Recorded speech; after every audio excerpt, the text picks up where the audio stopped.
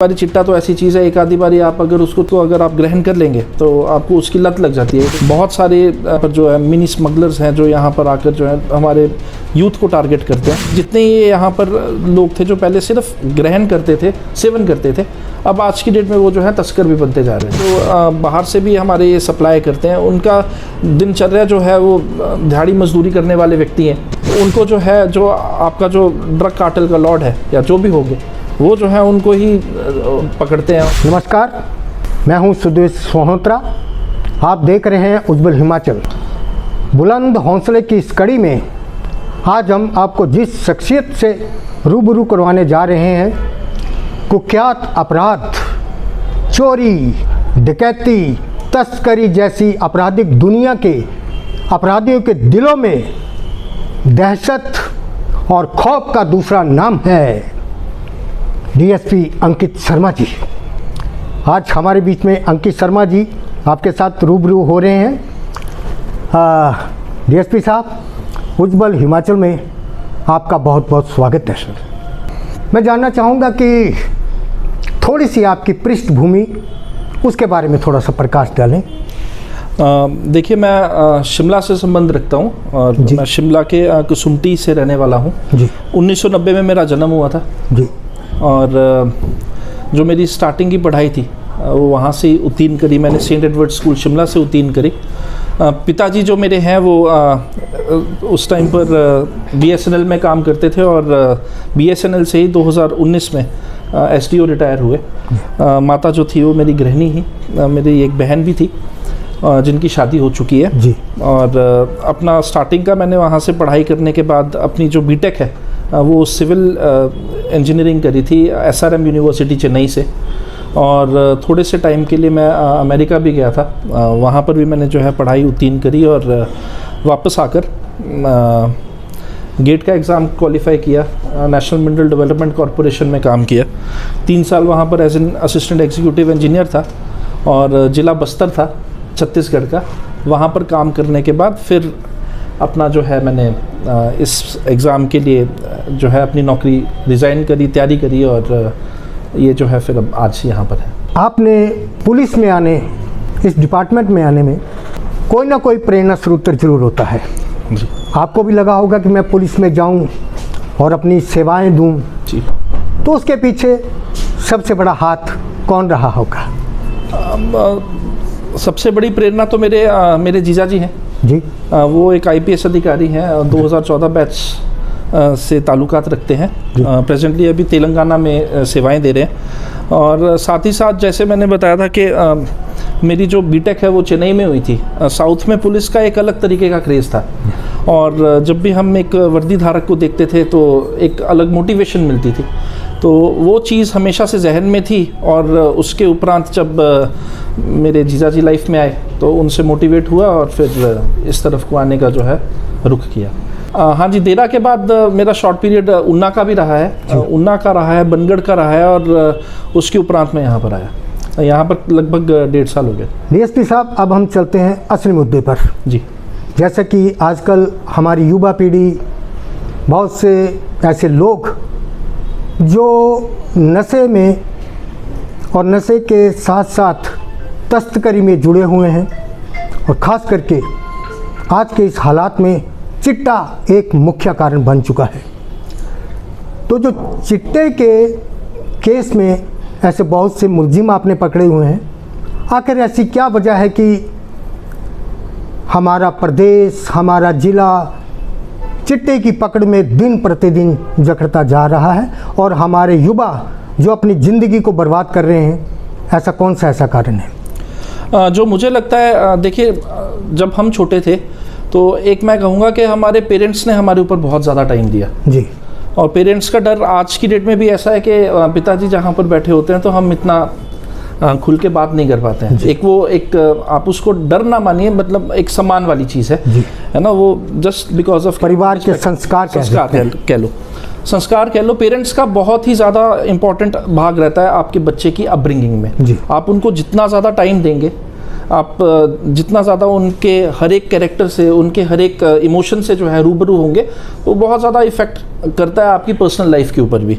Many a times आपने देखा होगा कि जिन लोगों को वो इन चीज़ों से जो है वंचित रहते हैं, प्यार से वंचित रहते हैं, उनकी दोस्त नहीं है, उनके पास कोई ऐसा व्यक्ति नहीं है जिससे वो अपने सारी की सारी चीज़ें साझा कर सकें, तो वो मेरे को लगता है कि एक शायद वल्नरेबल ग्रुप बन जाता है, और जिनको ये जो है तस्कर जो होते हैं और ख़ासकर की जो सप्लायर्स है वो टारगेट करते हैं जी। आपका अगर आपका ईमान और अपना जो सेल्फ कॉन्फिडेंस है, इनर आपकी जो वॉइस है, अगर वो दैट इज़ स्ट्रॉन्ग इनफ, तो आप उस चीज़ की तरफ को नहीं जाएंगे। बट जहाँ पर भी आप थोड़ा सा कमज़ोर हो जाते हैं, एक आधी बारी चिट्टा तो ऐसी चीज़ है, एक आधी बारी आप अगर उसको एक बार ये उसको अगर आप ग्रहण कर लेंगे तो आपको उसकी लत लग जाती है। It is a very addictive contraband. तो ये मुझे लगता है एक मुख्य कारण है। और दूसरा, ये एडिक्शन इतनी ज़्यादा है इसकी, और इतने कम मात्रा में जो है, अगर आप इसको कहीं से भी लेके आ जाओ, प्रोक्योर कर लो। आजकल हमारा जो बाउंड्री है हमारी हिमाचल की, बहुत सारी बाउंड्री जो है पंजाब से जो है ताल्लुकात रखती है। बहुत सारे यहाँ पर जो है मिनी स्मगलर्स हैं जो यहाँ पर आकर जो है हमारे यूथ को टारगेट करते हैं। एक बार ये अगर उसको ले लेते हैं, फिर उसके बाद उसकी लत लग जाती है। और दूसरी एक चीज़ इसमें और आ रही है कि वहाँ पर जो ये चिट्टा है, जब ये अपना ओरिजिनल सोर्स जहाँ से मिलता है, वो राउंड अबाउट 2 से 2,500 रुपया ग्राम मिलता है। यहाँ पर आते आते उसको जो है ये 8 से 10 हज़ार रुपये में बेचते हैं। तो कहीं ना कहीं जो पहले एक इंडिविजुअल सिर्फ टेकर था, वो अब एक स्मगलर भी बन गया। उसको लग रहा है कि उससे वो पैसा भी कमा सकता है, तो अब अपना खुद ही जाना शुरू कर दिया है। तो ऐसे मिनी जितने ये यहाँ पर लोग थे जो पहले सिर्फ ग्रहण करते थे, सेवन करते थे, अब आज की डेट में वो जो है तस्कर भी बनते जा रहे हैं। एसपी साहब, मैं ये पूछना चाहूँगा कि बहुत बार हमने सुना कि फलां युवक पकड़ा गया, उससे 10 ग्राम, 5 ग्राम, ज़्यादा 20 ग्राम, 30 ग्राम चिट्टा पकड़ा जाता है जी। यहाँ तक कि अगर कोई हत्या की वारदात हो जाए तो पुलिस लगभग 1 सप्ताह के अंदर पूरे मुलजिमों को पकड़ लेती है, चाहे वो मेन मुलजिम हो या उसके साथी हो, पुलिस पकड़ लेती है। क्या ऐसा नहीं हो सकता कि ये जो 50 ग्राम या 20 ग्राम ये जो चिट्टा आता है, जब हम उसको पकड़ते हैं तो क्या उस पर सख्त कार्रवाई नहीं हो सकती कि ये तो छोटी छोटी मछलियां हैं, क्या मगरमच्छ में हाथ नहीं डाला जा सकता? यहाँ पर हमने सारों के ऊपर जो है वैसे एक्ट किया। पहले हमने ये स्टडी किया कि बेसिकली कंज्यूमर्स कौन है जी। कंज्यूमर्स के बाद हमने ये देखा कि इनके जो बड़े सप्लायर थे वो कौन है। फिर इनका जो यहाँ पर एक कार्टेल रन कर रहा था, यहाँ पे तकरीबन हमारे 6 से 7 ऐसे जिनके काफ़ी नाम जो है चर्चा में रहते थे, वो आज तक कभी मतलब वो हम हमेशा ये देखते थे कि वो बाहर आ जाते हैं, बहुत जल्दी बाहर आ जाते हैं। तो हमने एक सुलझी हुई योजना के साथ सबकी एक लिस्ट बनाई, एक्ट किया, उनके कॉन्टैक्ट्स देखे, कहाँ कौन उनके लिए सप्लाई करता है, कैसे करता है। तो पहले हमने कंज्यूमर्स को टारगेट किया, फिर उनकी जो सप्लाई चेन थी उनको, और इवेंचुअली फाइनली हमने उनके ऊपर अटैक किया। आज की डेट में सारे के सारे अंदर है, बट इवेंचुअली ये चीज़ ऐसी है कि इसमें हर एक व्यक्ति जो है, अब अगर आप देख लो, हर तीसरा चौथा व्यक्ति जो है संलिप्त हो रहा था, और इसके रूट्स इतने ज़्यादा फैल गए हैं। तो इसमें हाँ, हम रोक लगाने की ज़रूर कर रहे हैं, और अगर हम इसको बैक ट्रैक करें कि कहाँ से आ रहा है कहाँ से नहीं, वहाँ पर भी इनके पैरेलल लेवल्स हैं। या ये वाला लेवल शायद 3rd लेवल होगा, 2nd लेवल वालों को भी हमने उठाया, लेकिन जो 1st लेवल है वो एक अननोन व्यक्ति ही रहता है। और एक चीज़ आप इतना मानकर ज़रूर चलिए, जो बाहर से भी हमारे ये सप्लाई करते हैं, उनका दिनचर्या जो है वो दिहाड़ी मजदूरी करने वाले व्यक्ति हैं। तो उनको जो है, जो आपका जो ड्रग कार्टेल का लॉर्ड है या जो भी होंगे, वो जो है उनको ही पकड़ते हैं और उनको देखते हैं कि नहीं, इनको इजी मनी चाहिए। और जब इजी मनी आनी शुरू हो जाए एक बारी, तो वो व्यक्ति जो है अपने साथ और 3-4 व्यक्तियों को जो है जोड़ता चला जाता है। तो दिस इज़ बेसिकली ये एक जाल जो है बनता जा रहा है। बट रिसेंटली जिस तरीके से हमारी पुलिस इस पे काम कर रही है, और जिस तरीके से सरकार के हमारे निर्देश है, 0 टॉलरेंस टुवर्ड्स ड्रग्स, है ना, ये हर एक ज़िले में बहुत ही जो है पुलिस अच्छे ढंग से जो है सुचारू ढंग से काम कर रही है। एंड आई होप कि इस पे हम इसको ख़त्म तो ना कर पाएँ, लेकिन एक अंकुश और लगाम लगाने की ज़रूर इस पे वो करेंगे। सर, मैं ये जानना चाहूँगा, जैसे कि आपने कहा कि इसमें पैसा ज़्यादा है जी, यहाँ पहुँचते पहुँचते लगभग 8,000 ग्राम के करीब हो जाता है, और हमारा युवा जो है दिन प्रतिदिन इसकी ओर और इसमें तस्कर बनते जा रहे हैं। क्या इसमें मुख्य कारण बेरोज़गारी हो सकती है? बेरोज़गारी का तो देखिए ये एक ऐसा विषय है कि ये अपने ऊपर डिपेंड करता है। बेरोज़गारी ऐसी चीज़ नहीं है। जब हमारे पास कोई काम नहीं था तो उस टाइम पे मैं ये तो नहीं बोलता था कि मैं बेरोज़गार हूँ, बिकॉज़ उस टाइम पे हम अपना थोड़ा बहुत पढ़ा के और कुछ ट्यूशन्स वगैरह दे के पैसा कमा लेते थे। तो ये मैंने जैसे आपको पहले भी बताया कि अपने सेल्फ के ऊपर बहुत डिपेंडेंट करता है कि आपका एटीट्यूड किस तरीके का है। अगर आपका attitude it is on the right track तो मुझे नहीं लगता कि बेरोज़गारी जैसी कोई चीज़ है। आपको शर्म नहीं आनी चाहिए किसी भी काम से, जहाँ पर अगर उस चीज़ से अगर आपको पैसा आ रहा है और अच्छे तरीके से आ रहा है, लीगल वे में आ रहा है और आप अपना उससे परिवार चला रहे हो, अपना दिनचर्या चला रहे हो, तो मुझे नहीं लगता कि कोई ऐसी बेरोज़गारी वाली चीज़। जैसा कि कांगड़ा देवभूमि है और यहाँ पर दिन प्रतिदिन माँ ब्रजेश्वरी का जो मंदिर है, यात्री आ रहे हैं, भीड़ बढ़ती जा रही है। ऐसी स्थिति में जो यहाँ पर ट्रैफिक है बहुत ज़्यादा बढ़ गई है, तो ट्रैफिक का बढ़ना और उस पर लगातार एक्सीडेंट होना ये एक नई बात हो गई है। तो क्या ट्रैफिक के बारे में भी आपका कोई अभियान चला है? जी देखिए ये इसको थोड़ा सा डीपली अगर स्टडी करें तो वैसे this is a cycle of economy, है ना। जितना आपका जो है फुटफॉल बढ़ेगा उतना ही आपका जो है लोग आएंगे, उतने ही आपके आसपास के लोगों को जो है रोज़गार मिलता है और उनकी इकोनॉमी चलती है।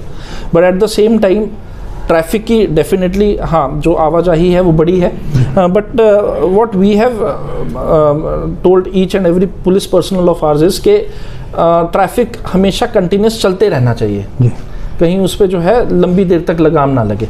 तो यही हमारा जो होता है वो रहता है।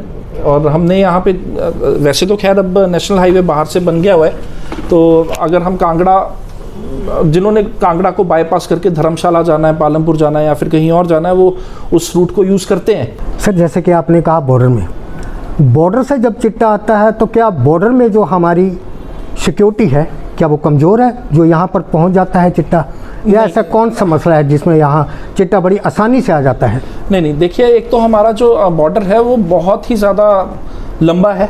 बॉर्डर सिक्योरिटी फोर्स हमारी जो फोर्सेज हैं बहुत अच्छा काम कर रही हैं, कोई ऐसा उसमें दो राय नहीं है। बट तरीके इतने ज़्यादा बढ़ गए हैं, they are using different technology, drones आ गए हैं। आप अगर फिरोजपुर साइड में अगर थोड़ा सा झांक के देखेंगे, वहाँ तो पानी का लेवल जब थोड़ा ऊपर नीचे होता है तो बंदे इतने ऐसे हैं जो तैराक करके परे चले जाते हैं और कोका कोला की बोतल में वहाँ से जो है माल डाल के ले आते हैं, है ना। तो उनका वो दिनचर्या है, वो डेली बेसिस पे ऐसा करते हैं। तो और ऐसा एक व्यक्ति नहीं, ऐसे बहुत सारे व्यक्ति हैं और आगे फिर वो वहाँ पर आकर फिर डिफरेंट जो है चेन को सप्लाई हो जाता है। तो पुलिस फोर्सेस ने हमारे जो वहाँ पे बॉर्डर फोर्सेस है बहुत अच्छा काम किया और बहुत सारे ऐसे बड़े बड़े वो भी पकड़े हैं।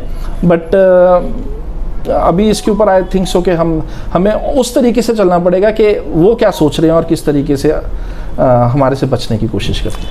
डीएसपी साहब, उज्जवल हिमाचल को अपना कीमती समय देने के लिए आपका बहुत बहुत धन्यवाद। Thank you so much. जैसा कि आप देख रहे थे, आज ऐसी शख्सियत को हमने आपके सामने रूबरू करवाया है।